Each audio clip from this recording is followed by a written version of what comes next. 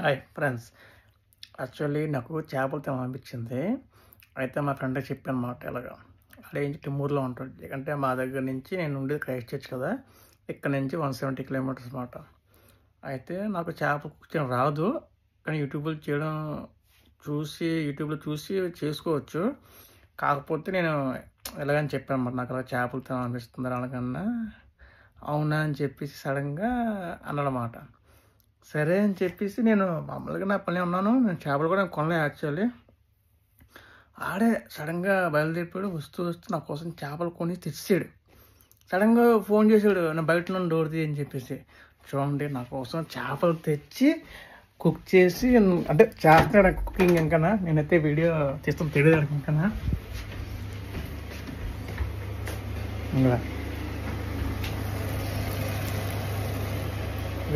టిమ్ము నుంచి వచ్చాడు నా కోసం చేపలు ఓన్లీ కుక్ చేయడానికి. నా కోసం మాట, నా మీద ప్రేమ ఉండి. నిజంగా స్నేహితుడు అంటే ఉండాలి గైస్. ఇలా మీకు ఎవరన్నా చెప్పండి స్నేహితుడు ఉంటే నాకు కామెంట్ చేయండి guys. Thank you so much. ఇంకా నీకు చేపలు చూపించలేదు కదా, చేపలు కూడా మ్యారినేషన్ చేసి పెట్టాడు ఫ్రిడ్జ్లో.